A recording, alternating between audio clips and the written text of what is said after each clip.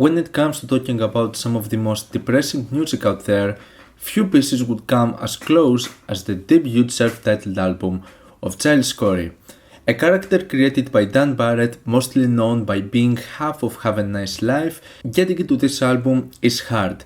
It's raw and personal, and it doesn't mess around with its straightforward depictions of suicide and depression. It's very heavy, it's harrowing, bleak, and really tough to sit through. This dark folk album, also known as a prime example of slowcore, a genre which combines dream pop with folk rock, has achieved, due to its straightforward and raw depictions of its themes, alongside with some vulnerable vocal performances and emotionally impactful compositions, to become a staple of an album that succeeds on evoking this feeling of isolation and hopelessness. Due to the album's large significance on its scene, you probably already heard of this, or at least know about it. But there is another aspect which I haven't seen being talked about as much, and this is the book of Giles Corey, which is able to be an even more fulfilling experience.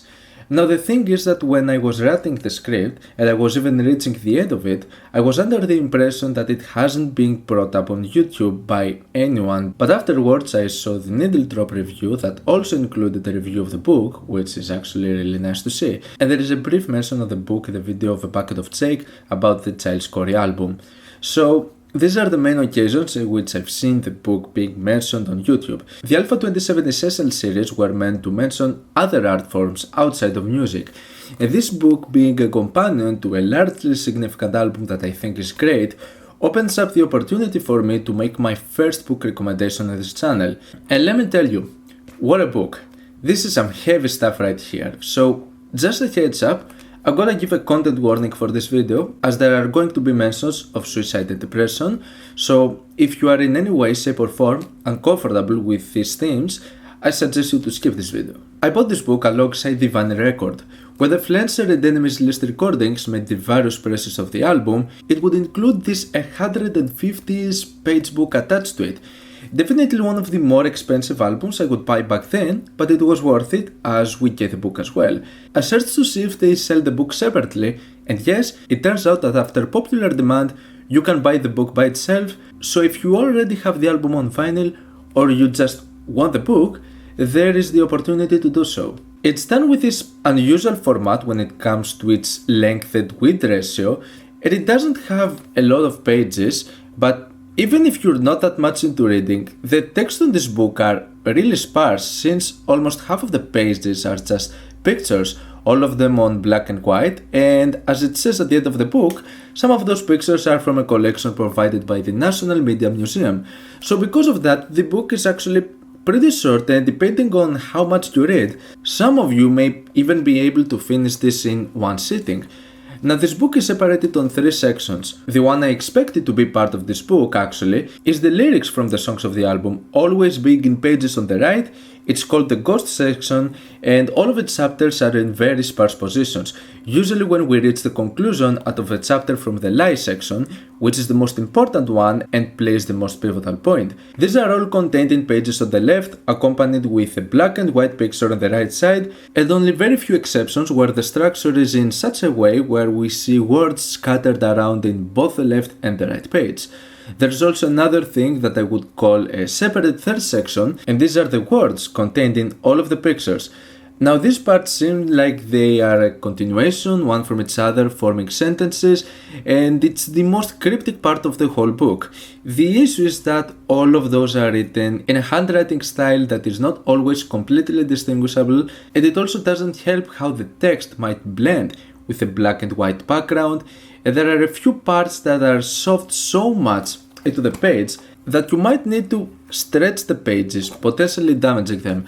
So I didn't bother that much with that part of the book. Like, these parts are going to be better distinguished if you're reading this digitally, because it's not as practical in a physical format the way it's done in certain pages. The most significant part is the main contents of the book, with the Lie section, and the one in which the rest of the video is going to focus on, in a brief way, without spoiling much. But I want to give you an understanding in what makes this book so interesting and an important aspect to someone who likes the album and wants to dive in deeper and get a more fulfilling experience. So the contents of these chapters are separated in two different perspectives. On one hand, we have Daniel Barrett, who seems to connect himself as the character of Giles Corey, which is actually based on a real story about an English-born farmer that was executed back in the 1600s during the Salem witch trials.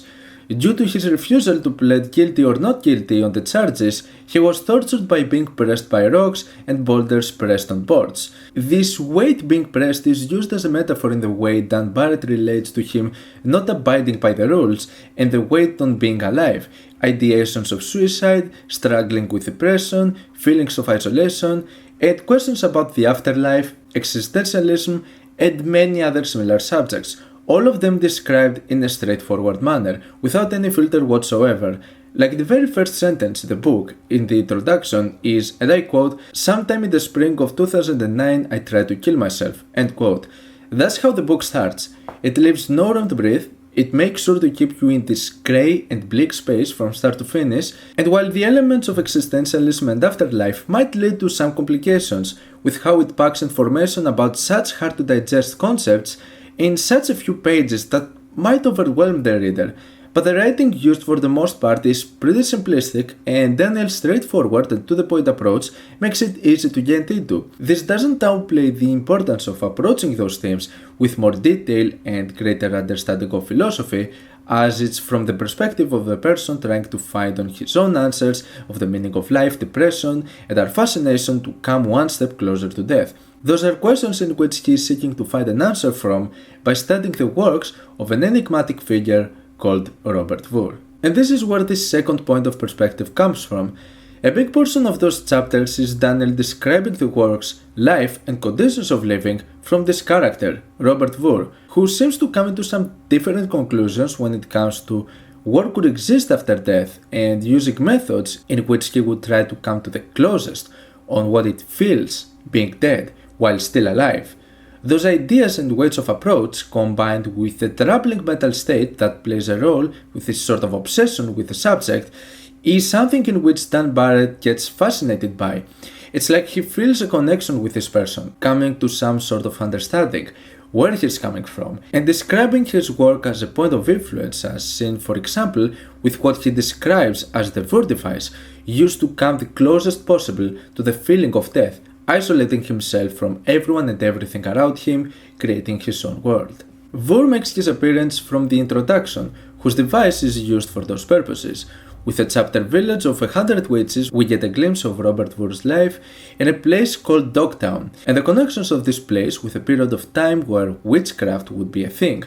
If you listen to the album, you can certainly sense some elements of the occult and the paranormal, something that we also see corresponding with some of the writings in this book, not just from this segment, but in other cases as well as we move forward. And it also makes sense with the actual story of Giles Corey, where he and his wife were executed during those witch trials taking place. The first chapter serves as an understanding of Robert Vore's place of living and how its history probably influenced his way of living. Indian Shooting Stars is a chapter that seems to go back to Daniel's childhood and his experience with violence, both inflicted towards him and him inflicting towards others, and how there might be outside forces that can lead someone to cause harm, which can be difficult or even impossible to control. Come Over is one of the most interesting chapters over here, starting as a biography of Robert Vore's early life and his act that would call the Witch Box, an act that would lead the audience to great discomfort and no one willing to volunteer to what would feel like a twisted act, one in which Daniel seemed to find fascinating and wanting to find out about its secrets. This fascination also ties with Vore's ability to showcase the vulnerable emotional side of humans and their fear on trying to find answers or even make questions about life and death. In Sleep Tapes, we get a transcript out of a recording where Vore claims he was asleep and had the closest encounter with the afterlife. This recording is considered one of the most groundbreaking ones in the world of EVP, sort of electronic voice phenomena. It shows a different perspective that comes in antithesis with what lots of other pieces would showcase as a product of the afterlife. With mentions of religion and spirituality, this chapter becomes one of the most intriguing ones out of the book. which follows up with Dark Ocean Society, and how Vor's influence with the way he would view aspects of life and afterlife made him create a dedicated following in which we see him slowly forming a cult, something that goes to an even further extent to the last chapters. In the Spectral Jail we go the furthest into the ideas of spirituality, with ghosts in which get separated in two different categories with how they become part of our lives without realizing it.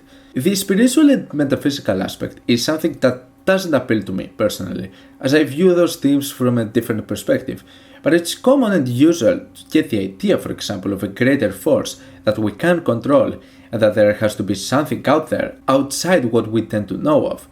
Whether those are valid points or rational concerns is something that cannot be answered. It might just be a product of depression that can make your mind create so many different scenarios, irrational or not. The beginning of the chapter Wells of Despair contains, in my opinion, the greatest part out of this whole book, which is the biggest, let's say, food for thought. I will not spoil it, but it's about an axis on human consciousness, in which at first I couldn't really understand what the deal was, but as it puts on the example with depression, causation and suicide, it made for what is by far, in my opinion, the most eye-opening and interesting thing this book contains. After this point, a big deal of the pages saw the works of Robert Vore as a cult leader, successfully persuading people to abandon their everyday lives and go to a journey for the search of afterlife and connections with the other world. All of this being achieved with the most extensive descriptor of the Vore method, that basically contains a black hood being put on your head, isolating you from everything around. It's just your senses in eternal darkness. This can be seen as a theme with the album cover and other similar pictures as well. The final chapter shows us the mental state of Dan Barrett from the perspective of Giles Corey, as if the form of torture is something inflicted upon him and finds the courage to get up and move on. After everything he thought of and been through, thinking of Robert Vore's irrational character and ideas, and how after all of this, acknowledging the structures he's going to face, he still moves forward. He doesn't go back, he leaves all of it behind. Stuff that might just be in his imagination, like none of this ever occurred, all of this way being pressed on by the blurred visions of a troubling mindset. And here is the most shocking thing about all of this. I searched about Robert Vore, and I cannot find anything at all. It seems that this is not a real person. It's another product of Dan's imagination, a character that he created. Robert Vore is most likely a tulpa, and this realization made the whole thing even more interesting, because it's described in such a way that makes the character feel real, and like all of this Jim Jones-esque cult following and events actually happened. Subjects of mental health, depression and suicide were always interesting to me, also coming from someone who over the years has struggled with those things. Your mind can go to so many different places, cannot think straight, and so it's a bit more personal for me. Having an understanding of the feeling of isolation, of hopelessness, I relate to this in a certain degree, and it's something that I also expressed with my art. There are a couple of albums that I've done that are about this state of mind, and I always found interesting why we as people find so much fascination about stuff like this, wanting to share the darkest elements of our human psyche and put them out there for everyone else to see and experience. It also opens up the discussion of ethics. Is there a line we can't cross, or it's better not to cross? And how can you express those dark emotions without glorifying them? That's something that I was curious about while reading this book, but this leads to a Dan Barrett as Giles Corey, who looks back on anything that put him close to a catastrophic position, while still being a shattered man, one acknowledging the struggle of life, but still moving forward. Robert Vore is displayed as an irrational figure, one whose ideas and way of life shall not be followed, a cultish behavior deemed dangerous to anyone close to his path. It seems that this is a character that is also used in the Death Consciousness book, which I haven't read yet. Daniel Barrett uses his deeply personal living experiences as a vehicle on these characters to express his state of mind during the recordings of one of the most important pieces of depressive music to come out. When it comes to talking about one of the saddest and most harrowing albums of all time, this is probably one of the first ones that comes to mind. And those who are already familiar with the contents of this album like it for what it is, and haven't read the book yet, I strongly recommend you to do so. You get a full picture, and it makes for a great experience, at least in its own twisted and demented way. Do you have to read the book to get the whole experience? No, possibly not, but can you also read the book without listening to the album? Yes, you can do both of that, but if you are a fan of any of the two, you can jump into the other format and get the whole fulfilling experience. And in my opinion, it's really worth it. And that's why Giles Corey's book, alongside with the album, are essential. Let me know your thoughts of the book down in the comments. Leave a like if you enjoyed the video, subscribe for more content like this. Thank you for watching, and I'll see you all in the next video. Goodbye.